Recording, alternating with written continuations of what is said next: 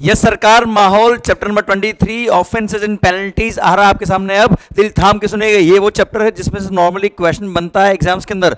ध्यान रखना sir, GST के लगभग हर चैप्टर में से एक ना एक क्वेश्चन ऐसे ही बनाता है। सो प्लीज प्लीज प्लीज अच्छे से पढ़िएगा इन चैप्टर्स को भी, don't leave any of the chapter. ध्यान रखना, इस अभी जो आई से जिस तरह से एग्जाम के क्वेश्चन पूछता है, वो क्या करते हैं कि हर चैप्टर में को कवर करने की कोशिश करते हैं और हर चैप्टर में से कुछ ना कुछ क्वेश्चन पूछने की कोशिश करते हैं। So you can not afford to leave any point. Okay सरकार, chapter number 23 offences and penalty, सबसे पहला सेक्शन है सेक्शन 122। यहां पर 21 टाइप ऑफ ऑफेंस दे रखे, लगभग सारे ऑफेंस यहां कवर कर दिए जो भी जीएसटी में हो सकते हैं। और यहां बोल दिया क्या, अगर फ्रॉडुलेंट इंटेंशन था सर, तो ऐसे केस में intention to evade payment of tax था तो पेनल्टी का amount will be 100% tax involved और ₹10,000 विच एवर इज हायर। पर अगर मिस्टेक का केस था, फ्रॉडुलेंट इंटेंशन नहीं थी, फ्रॉड की इंटेंशन नहीं थी, तो amount of penalty will be 10% of the tax amount और ₹10,000 which ever is higher can be the maximum amount. अच्छा, इसमें एक और पॉइंट बोलता है क्या, अगर कोई थर्ड पर्सन इन्वॉल्व था, जो सप्लायर नहीं है, रेसिपिएंट नहीं है, थर्ड पर्सन जिसने आपको हेल्प किया ऑफेंस करने में, तो उस पर भी पेनल्टी लग सकता है। कितना बेटा सर, 25,000 रुपये तक का। अच्छा, जो भी पेनल्टी की बात कर रहा हूं मैं, ये CGST का पेनल्टी आपके कोर्स में CGST का पेनल्टी ही आता है, SGST का पेनल्टी आपके कोर्स में नहीं आता। जैसे 25,000 मैंने बोला है तो CGST का है, तो ऐसा एक्चुअली देखा जाए तो 50,000 पेनल्टी होगी, CGST 25,000 और SGST 25,000, तो टोटल हो गया 50,000। पर आपको याद रखना है एग्जाम्स के लिए CGST ही 25,000 penalty. Okay sir, any other person जो इस ऑफेंस में इन्वॉल्व था, जो सप्लायर नहीं है, उस पर भी पेनल्टी लग सकता है अप टू ₹25,000। या फिर अगर किसी पर्सन को समन इशू किया, वो नहीं आया या डॉक्यूमेंट्स मंगाया नहीं दिए उसने, तो ऐसे केस में 25,000 तक की पेनल्टी इस पर चार्ज हो सकती है। इस पर सेक्शन में 22। आइए सेक्शन में 125 बोलता है, ये 122 था सर, 125 बोलता है जनरल पेनल्टी। अगर किसी ऑफेंस के लिए कोई पेनल्टी प्रिस्क्राइब नहीं करी तो सर जनरल पेनल्टी ₹25,000। सर अब मैं बार बार नहीं बोलूंगा, जो भी पेनल्टी बोल रहा हूँ CGST का ही, और एग्जाम में आपको CGST का ही याद करना बेटा। ओके सर, अब सेक्शन 126 कहता है क्या, general discipline relating to penalty. देखो साहब, ऑफिसर को बोला कि पेनल्टी जब आप लगाते हो, तब अगर आपको लगता है कि उसने ऑफेंस इस तरह का किया है जहां पेनल्टी लगना चाहिए, तो ही आप पेनल्टी लगाइएगा। अगर आपको लगता है कि पेनल्टी यहां नहीं लगना चाहिए, जेन्युइन केस है, तो छोड़ देना चाहिए। सेकंड, अगर केवल डॉक्यूमेंटेशन एरर है, फेस ऑफ द रिकॉर्ड दिख रहा है यार साहब इससे गलती हो गया है और अमाउंट ऑफ टैक्स जो है इसके अंदर वो अप टू ₹5,000 नहीं है सर, तो सर इसको बोलते हैं माइनर ब्रीच, जिसमें tax involve is up to ₹5,000। तो ऐसे केस में पेनल्टी नहीं भी लगा तो भी छोड़ देना। तो सर यहाँ पे ऑफिसर को बोला है कि तुम देखिएगा कि ग्रेविटी ऑफ ऑफेंस कितना है, उस अकॉर्डिंग आप पेनल्टी लगाइएगा, और जहां अवॉइड कर सके हो वहां अवॉइड कर दीजिएगा पेनल्टी को। पर जहां पे फिक्स अमाउंट ऑफ पेनल्टी दे रखा है, जहां अप टू अमाउंट नहीं है, क्लियर, वहां पे सेक्शन में 126 का कोई पावर ऑफिसर एक्सरसाइज नहीं कर पाए। जहां लिखा है अप टू इतना पेनल्टी लग सकता है, वहीं पे सेक्शन में 126 को पावर यूज करके ऑफिसर पेनल्टी कम कर सकता है। ओके, आइए सेक्शन में 127 बोलता है क्या, power to impose penalty in certain other cases. Sir अगर कोई पर्सन जो किसी अदर पर्सन का हेल्प कर रहा है इन कमिटिंग द ऑफेंस, जो सेक्शन नंबर 62, 63, 64, 73, 74, 129 या 130, इनमें जो पर्सन कवर है उन पे तो पेनल्टी रेस्पेक्टिव सेक्शन में लग गया है साहब, अभी जो हमने 122 पढ़ा उसमें लग गया है। पर अगर कोई पर्सन इनमें कवर नहीं होता है, मतलब आपका दोस्त जो आपकी हेल्प कर रहा था बेटा ऑफेंस करने में, तो ऐसे केस में ये सेक्शन ने पावर दिया गवर्नमेंट को कि आप चाहे तो ऐसे लोगों पे भी पेनल्टी चार्ज कर सकते हो। ओके सर, जो मैंने बताया आपको अप टू ₹25,000 पेनल्टी पे भी लग सकता है, वो पावर यहां से मिला और पेनल्टी का अमाउंट वहां दे रखा था 122 में। आइए 128 बोलता है क्या, पावर टू वेव पेनल्टी और फी और बोथ। यहां पे गवर्नमेंट को पावर दिया कि अगर सर्कमस्टेंसेस प्रिवेल करते हैं कि पेनल्टी या लेट फी माफ कर देना चाहिए। जैसे आपको पता है कि CGST में कई बार लेट पेमेंट, जो लेट रिटर्न फाइलिंग फी होती है, कई बार वेव करी, वो यही पावर था। यहां से सेक्शन 128 से पावर यूज किया गवर्नमेंट ने, और गवर्नमेंट को पावर है कि on the recommendation of the GST council, वो चाहे तो अगर सर्कमस्टेंसेस इस तरह के प्रिवेल करते तो वो चाहे तो पेनल्टी को वेव कर सकते हैं। Clear, done. आइए सरकार, सेक्शन नंबर 129, बहुत इंपॉर्टेंट सेक्शन, बड़ा ध्यान रखना, बहुत इंपॉर्टेंट, जानबूझ के बोल रहा हूं सर और काम का है। 129 और 130 बहुत इंपॉर्टेंट सेक्शन है sir. Detention, seizure and release of goods and conveyance in transit. Sir अगर ड्यूरिंग ट्रांजिट या वाइल इन वेयर हाउस अगर आपने कोई भी प्रोविजन कॉन्ट्राविन किया है, तो यहां पे प्रॉपर ऑफिसर को पावर दिया कि वो चाहे तो इन गुड्स को सीज कर सकता है, डिटेन कर सकता है साहब।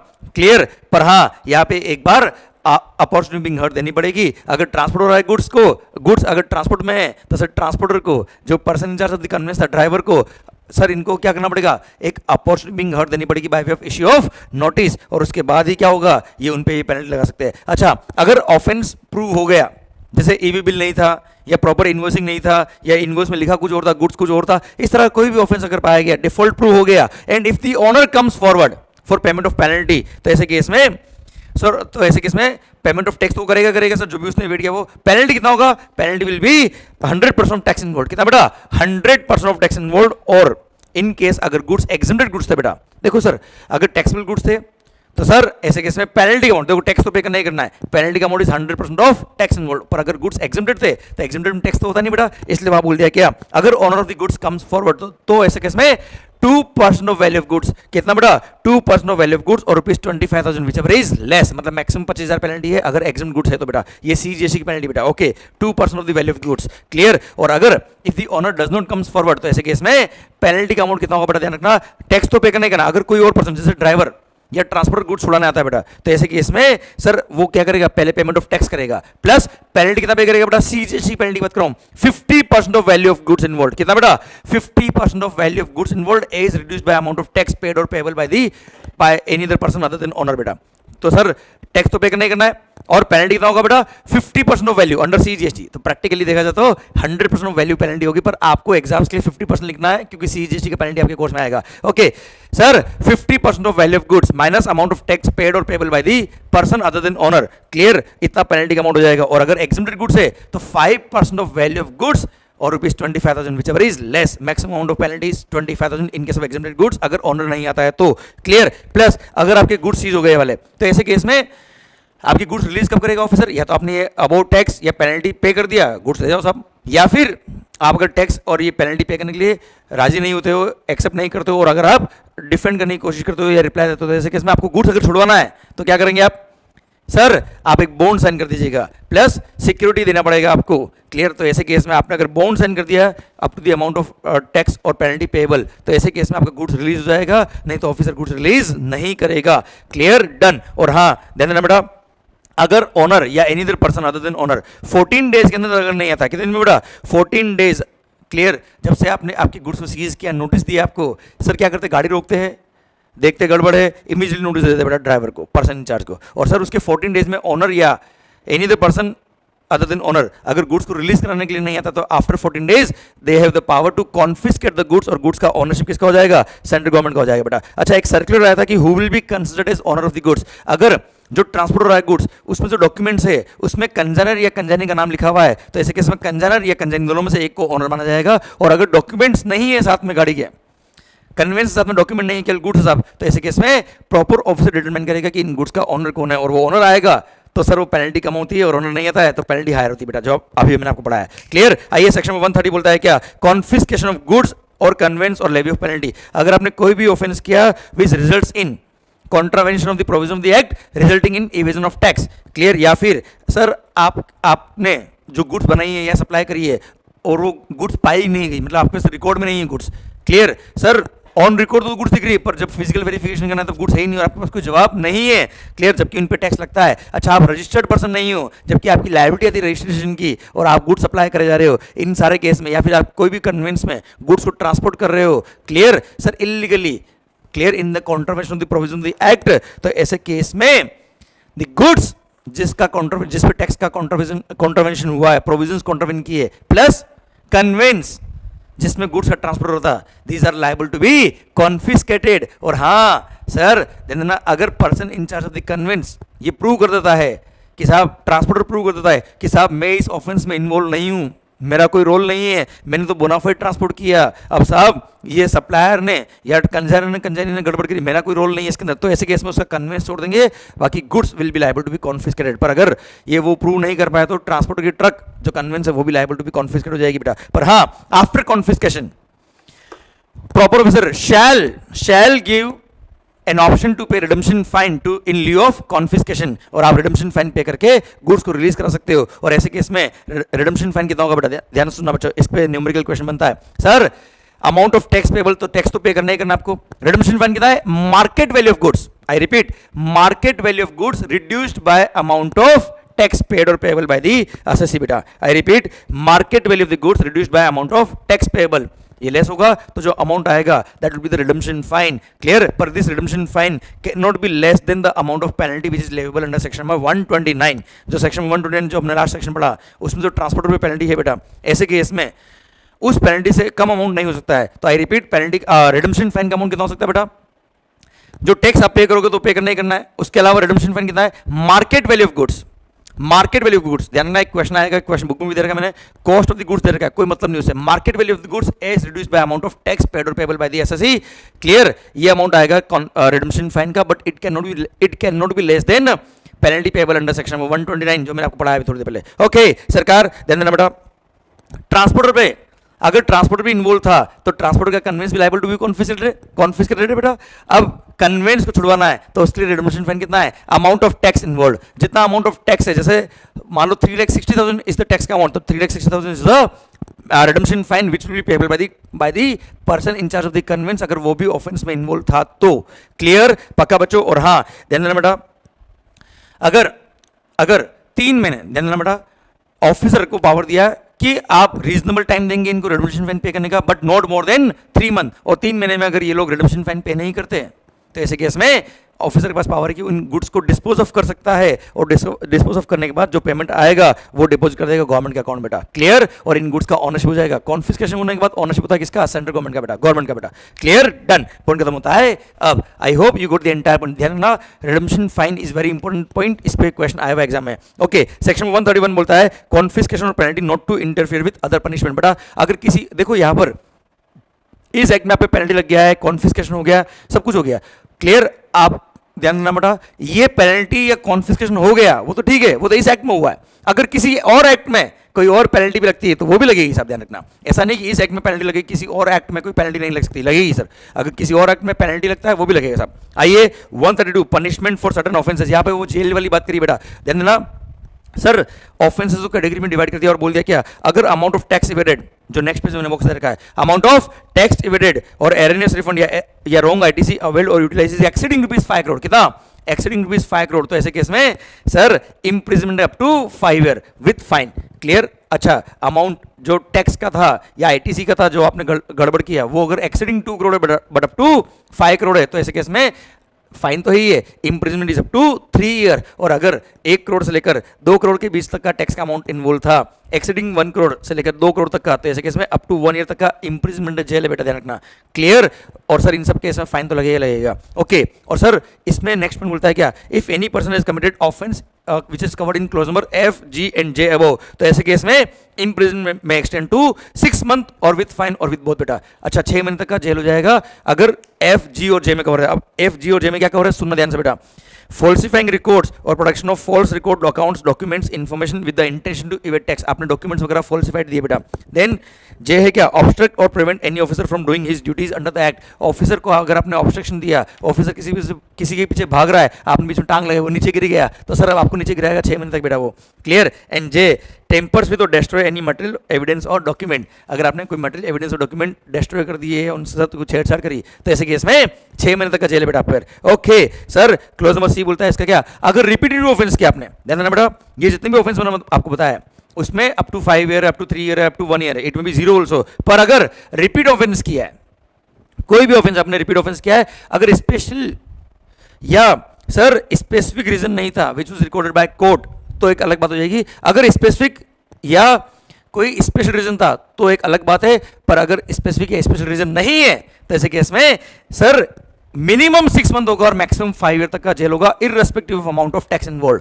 क्लियर, अमाउंट कितना भी हो, रिपीटेड ऑफेंस के केस में maximum 5 year, minimum 6 month will be the imprisonment. Okay sir, अब लास्ट पॉइंट बचता है बेटा cognizable offences and non cognizable offences. बहुत अच्छा पॉइंट है सर, ध्यान देना, कभी कोई क्वेश्चन में जाता है what are the cognizable offences, सुनना बच्चों ध्यान से। अच्छा, पहली बात तो कॉग्निजेबल ऑफेंस क्या होते हैं और नॉन कॉग्निजेबल ऑफेंस क्या होते हैं क्या चीज है बेटा। कॉग्निजेबल भारी ऑफेंस, सीरियस काइंड के ऑफेंस, ये ऐसे ऑफेंस है जहां पे arrest can be made even without arrest warrant. Non cognizable offence offences है पर बहुत सीरियस काइंड के नहीं है, यहां पे भी arrest can be made but arrest can be made only on issuance of arrest warrant. Clear, तो सर अब जीएसटी के अंदर सारे ऑफेंस क्या है, नॉन कॉग्निजेबल बेटा। अच्छा, जो नॉन कॉग्निजेबल होते हैं वो होते क्या, बेलेबल, और जो कॉग्निजेबल है सीरियस ऑफेंस है वो है नॉन बेलेबल, जहां जमानत नहीं होती है। अच्छा, अब बात करेंगे क्या, वापस सुनना बेटा, जीएसटी में जितने भी ऑफेंसेस है सारे offences are non cognizable and bailable except 4 offences, और वो 4 ऑफेंस में अगर amount of tax involve is exceeding ₹5 crore, उन 4 केस में अगर amount of tax evaded is exceeding ₹5 crore, तो ऐसे केस में वो ऑफेंस कॉग्निजेबल और नॉन बेलेबल होगा, बाकी सारे ऑफेंस क्या है, non cognizable and bailable. Clear. अच्छा, ये चार ऑफेंस भी अगर एक्सीडिंग 5 करोड़ हुआ तो अब वो चार ऑफेंस कौन कौन से है जो क्लोज नंबर ABCD में कवर है सेक्शन 132 में। सर क्लोज नंबर ए बोलता है क्या, सप्लाई ऑफ गुड्स और सर्विस और both without cover of invoice with an intent to evade tax. Second, if any person issues any invoice और bill without actual supply of goods और service और both leading to wrongful ITC availment और refund of tax, bogus bill issue कर रहे हो बेटा। Sir then any person who avails ITC using the invoice reference point B above. Sir मतलब आप bogus bill के बेस पे ITC ले रहे हो, एक तो बोगस बिल इशू करने वाला, एक बोगस बिल के बेस पे ITC लेने वाला, अगर अमाउंट एक्सीडिंग 5 करोड़ है तो। Last, collection of tax without payment of tax to the government for a period exceeding 3 month after the due date. बेटा ड्यू डेट आने के बाद आप 3 महीने निकल गए, आपने टैक्स पे नहीं किया, क्लियर, गवर्नमेंट को और कस्टमर से टैक्स लिया हुआ है, और ऐसे केस में अमाउंट 5 करोड़ एक्सीड कर गया तो गए सर। ऐसे केस में वो ऑफेंस क्या होगा, कॉग्निजेबल होगा एंड नॉन बेलेबल होगा। अच्छा, जितने भी सर यहाँ पर प्रोसिक्यूशन होंगे, जेल भले कॉग्निजेबल हो नॉन कॉग्निजेबल हो, प्रायर सेंक्शन ऑफ कमीशन चाहिए, उसके बाद ही आप उसके बाद ही ऑफिसर जेल का मतलब प्रोसीडिंग शुरू करेगा। अच्छा, सेक्शन 69 में पावर टू अरेस्ट दे रखा। अब सुनना बच्चों ध्यान से, जितने भी ऑफेंस कॉग्निजेबल हो या नॉन कॉग्निजेबल हो, कमिश्नर के पास पावर है कि वो अरेस्ट वारंट इशू करता है, और अगर कॉग्निजेबल ऑफेंस है तो वहां पे तो अरेस्ट वारंट की जरूरत भी नहीं है, और कमिश्नर किसी भी ऑफिसर को ऑथराइज करेगा सर उस अक्यूज्ड पर्सन को अरेस्ट करने के लिए। ओके, अब सुनना बच्चों ध्यान से, अगर cognizable and non bailable offence है वो 4 केस में, तो ऐसे केस में इमीडिएटली जब उस पर्सन को अरेस्ट करते हैं उसको ग्राउंड ऑफ अरेस्ट बताया जाएगा कि इस ग्राउंड पे हम तेरे को अरेस्ट कर रहे हैं। सेकंड बात, अरेस्ट करने के 24 आवर के अंदर उसको मजिस्ट्रेट के पास ले जाना पड़ता है, और वो एग्जामिन करता है कि उसने क्या ऑफेंस किया है, किस लेवल का ऑफेंस है। ओके, एंड सर अगर ऑफेंस नॉन कॉग्निजेबल है, क्या है मालिक, नॉन कॉग्निजेबल एंड बेलेबल है, तो ऐसे केस में कमिश्नर का पावर कि उनको अरेस्ट वारंट इशू करेगा और उनको अरेस्ट करवाएगा। फिर अरेस्ट होने के बाद असिस्टेंट कमिश्नर या डेप्यूटी कमिश्नर जो था ज्यूरिसडिक्शनल, उसके पास पावर है कि वो चाहे तो इनको बेल पे रिलीज कर दे। क्लियर। और उस असिस्टेंट कमिश्नर या डिप्टी कमिश्नर को पावर दे दिया as if he is the incharge of the police station, थानेदार। पांडे जी आता है, पांडे जी बजाय सिटी ऑन ड्यूटी, हाँ है ना, वो पावर है असिस्टेंट कमिश्नर या डिप्टी कमिश्नर के पास, वो उसको डिस्चार्ज कर सकता है ऑन बेल अगर उसको लगता है कि ऑफेंस बेलेबल है तो। बेटा क्लियर, डन, समझे मेरी बात। और हाँ ध्यान रखना, जितने भी ऑफेंसेस है ये कोड ऑफ क्रिमिनल प्रोसीजर जो अरेस्ट है बेटा, कोड ऑफ क्रिमिनल प्रोसीजर के थ्रू गवर्न होंगे। क्लियर, पक्का बच्चों, माहौल। सर ध्यान दीजिए, सेक्शन 134 बोलता है क्या, कॉग्निजेंस ऑफ ऑफेंसेस। अब सर कॉग्निजेंस ऑफ ऑफेंस बोला है क्या, कोई कोर्ट, कोई भी कोर्ट इस एक्ट के अंदर जो भी ऑफेंसेस है उसके लिए उन केसेस को टेकअप नहीं करेगा। यहाँ पे जैसे कमिश्नर अपील दे रखा है, अपीलेट अथॉरिटी पर जाएगा, प्लस ये जो जेल के प्रोविजंस थे या जितने भी केसेस थे यहाँ पे लिख दिया क्या, सुनना बेटा, वापस बोलता हूं मैं, section 134 cognizance of offences, no court shall take cognizance of any offence punishable under this act और rules made thereunder except with the previous sanction of commissioner. Commissioner से सैंक्शन लेके ही कोर्ट किसी भी केस को टेकअप करेगा, और magistrate of first class and above rank वाले कोर्ट ही इस एक्ट के जितने भी ऑफेंसेस उनको ट्राई कर पाएंगे, उन्हीं को टेकअप कर पाएंगे, उससे बिलो रैंक वाले कोर्ट कभी भी टेकअप नहीं कर पाएंगे, पर after the prior sanction of commissioner. बेटा ओके, 135 बोलता है presumption of culpable mental state. ये बोलता है इस एक्ट में जब प्रोसिक्यूशन होता है वहां पे प्रोसिक्यूशन होने से पहले guilty state of mind mains Riya is required. Sir तो यहां पे सेक्शन ने बोल दिया क्या, ध्यान रखना बेटा, हमने तो प्रिजम्पशन लिया हुआ है कि जो पर्सन अक्यूज्ड है, जो पर्सन को हमने पकड़ा है वो इंटेंशनली काम कर रहा था, उसका मेन श्रेय था sir, guilty state of mind था, कल्पेबल मेंटल स्टेट था, unless that person proves it otherwise. मतलब बर्डन टू प्रूव कि वो कल्पेबल मेंटल स्टेट नहीं है, किस पर है, असेसी पर है, जिस पर्सन को पकड़ा है अक्यूज पर्सन उस पर। बेटा सेक्शन 136 बोलता है relevance of statement under certain circumstances. आपने कोई भी स्टेटमेंट दिया था, असेसी ने या किसी भी पर्सन ने कोई स्टेटमेंट दिया, उस पर साइन किया, क्लियर, जब आपको समन पे बुलाया था किसी इंक्वायरी में, किसी इन्वेस्टिगेशन में, या कभी भी आपसे कोई स्टेटमेंट लिखवाया और आपसे साइन करवाया, तो that statement will act as an evidence against you in the court of law. Clear. और हाँ, अगर वो पर्सन जिसने स्टेटमेंट दिया वो अगर उसकी डेथ हो गई या he is found to be, मतलब ही इज नॉन अपीयर्ड, मतलब क्या हो गया बेटा, गायब हो गया सब आदमी, he can not be found या इनकेपेबल ऑफ गिविंग एविडेंस, तो ऐसे केस में जो आपने स्टेटमेंट दिया उसको क्या मान लेंगे कि वो जो इसमें लिखा है वो सच लिखा है। बेटा क्लियर, डन सर। और कोर्ट के पास पावर है कि जो भी आपने स्टेटमेंट दिए थे as a witness in the court, उसको स्टेटमेंट को सही माना जाएगा कि जो भी बोलता हूँ सच के खिला, सच के अलावा कुछ भी नहीं बोलता हूँ, याद है बेटा। सर सेक्शन 137 बोलता है ऑफेंसेस बाय कंपनीज। बच्चों कंपनीज ने अगर ऑफेंस किया तो कंपनी को जेल में डाल देंगे क्या, कंपनी को जेल में डालेंगे क्या, मेमोरेंडम ऑफ एसोसिएशन और आर्टिकल्स ऑफ एसोसिएशन को निकाल के जेल में डाल दो, ऐसा नहीं। यहां पे कंपनीज ने अगर ऑफेंस किया तो ऐसे केस में directors, sir director, manager, secretary और any other officer who at the time of commitment of offence was in charge of the business of the company, तो ऐसे केस में उस पर्सन को, डायरेक्टर, मैनेजर, सेक्रेटरी, ये सब liable होंगे jail वगैरह के प्रोविजन जो भी मैंने आपको पढ़ाया इस चैप्टर के उसमें। क्लियर? एंड सर, पर अगर कोई डायरेक्टर या मैनेजर वगैरह प्रूव कर देता है कि वो पर्सनली इन्वॉल्व नहीं था, उसकी कोई ग्रॉस नेग्लिजेंस नहीं थी, तो उसको छोड़ देंगे, बाकी सब गए बेटा। And same provision apply in case of firms also बेटा। क्लियर? सुनना बच्चों ध्यान से, एओपी हो या फर्म हो या कोई भी बॉडी कॉर्पोरेट हो, उसी केस में भी सेम प्रोविजन अप्लाई होते हैं। इसमें जो मेंबर्स होते हैं वो लायबल होंगे बेटा। क्लियर? पक्का बच्चों? डन। भारत माता की जय। एंड लास्ट सेक्शन है section number 138, compounding of offences. Sir, अगर आपने कोई भी ऑफेंस किया है जो जिसके लिए आपको जेल के प्रोविजन अट्रैक्ट होता है बेटा, तो ऐसे केस में इवन बिफोर प्रोसिक्यूशन जब इनिशिएट हुआ या फिर प्रोसिक्यूशन शुरू हो गया उसके बाद भी आप चाहे तो कमिश्नर को अप्लाई कर सकते हो for compounding of the offence. आप प्लीज छोड़ दो साहब, माफ कर दो। क्लियर? इस तरह से आप कंपाउंडिंग करवा सकते हो कमिश्नर से, जुरिस्डिक्शनल कमिश्नर से। अच्छा, ध्यान रखना, भले ही प्रोसिक्यूशन शुरू हो गया हो या अब तक शुरू नहीं हुआ, चलेगा। प्रोसिक्यूशन शुरू होने के बाद भी आप जा सकते हो कंपाउंडिंग के लिए, कोई दिक्कत नहीं बेटा। अच्छा, कंपाउंडिंग के लिए अगर आपने अप्लाई किया तो ऐसे केस में कमिश्नर के पास पावर है कि वो आपसे amount of tax, interest, penalty वो तो पे करवाएगा, प्लस एक कंपाउंडिंग फी आपसे लेगा और कंपाउंडिंग फी लेने के बाद आपको बोलेगा जाओ। क्लियर? आपकी जेल वगैरह से आपको छोड़ दिया गया है। पर सर, वो कंपाउंडिंग फी कितना होगा? Sir, minimum amount of compounding fee is the 50% of tax involved और ₹10,000 व्हिचएवर इज हायर। ये मिनिमम है बेटा। और maximum amount of compounding fee can be 150% of tax involved और ₹30,000 whichever is higher. This is the maximum amount of penalty compounding fee which is in addition to tax, interest, penalty which is payable in GST Act बेटा। Clear? Done. अच्छा, ध्यान देना बेटा, कुछ cases में, अच्छा एक बार कंपाउंडिंग हो गया, इन केसेस में जहां पे भी कंपाउंडिंग अलाउ कर दिया तो सारी प्रोसीडिंग जो आपके अगेंस्ट शुरू हुई थी वो सब क्या हो जाएगी? खत्म हो जाएगी, केस क्लोज हो जाएगा बेटा, छोड़ देंगे आपको जेल से। पर हाँ, कुछ केसेस में कंपाउंडिंग अलाउ नहीं होता है, जैसे क्लोज नंबर ए से लेकर एफ तक जो भी आपके ऑफेंसेस कवर है वहां पे अगर आपको एक बार कंपाउंडिंग हो गया तो बाद में कंपाउंडिंग ना हो पाएगा। देन सर, अगर आप उन ऑफेंसेस में किसी की हेल्प कर रहे थे, आपने या वो ऑफेंस करने की कोशिश भी करी थी, अटेम्प्ट किया था आपने, क्लियर, और सर वहां पे एक बार अगर आपका कंपाउंडिंग हो गया तो बाद में वापस से कंपाउंडिंग ना हो पाएगा। एंड सर, ए से लेकर एफ में जो केस कवर है उनके तो एक बार कंपाउंडिंग हो गया, बाद में नहीं हो पाएगा। पर इसके अलावा जो भी केस थे उसमें अगर एक बार कंपाउंडिंग हो गया और बाद में value of goods exceeding ₹1 crore, तो ऐसे केस में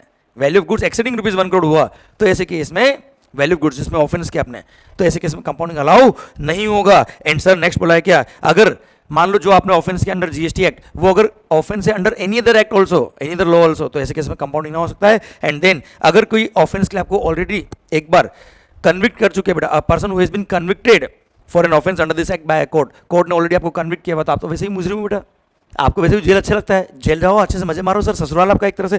क्लियर? एंड देन मतलब यहाँ पे कंपाउंडिंग नहीं होगा। And a person who has been accused of committing an offence specific clause number G, J and K of subsection 1 of section 132। अब ये क्लोजेस आपको रेफर करना पड़ेंगे बेटा। And last, any other class which may be specified by the any other class of person which may be specified in this behalf. तो ये cases है जहाँ पे कंपाउंडिंग नहीं होता, बाकी हर केस में आप कंपाउंडिंग करा सकते हो। और कंपाउंडिंग कराया है, कंपाउंडिंग मतलब आपको छुटकारा दे दिया जेल से, जाओ कोई बात नहीं, एक फाइन पे करो, हम आपको जेल में नहीं भेजेंगे बेटा, इंप्रिजनमेंट नहीं करेंगे सर, प्रोसिक्यूशन छोड़ देंगे आपका, उसको बोलते हैं compounding of the offence. Clear? Done. Sir, Bharat माता की जय। इसी के साथ चैप्टर नंबर 23 खत्म होता है। पढ़ते रहिए और हाँ, दिल से पढ़िए, मजबूरी से नहीं बेटा, दिल से पढ़ोगे तो मजा आएगा and you will start enjoying the studies. All the very best, love you all. और हाँ, आपके लिए पढ़ना बहुत जरूरी है, क्योंकि पढ़ना मतलब सीखना, और आपको पता है पढ़ेगा इंडिया तभी तो बढ़ेगा India. Thank you so much, all the best, thank you.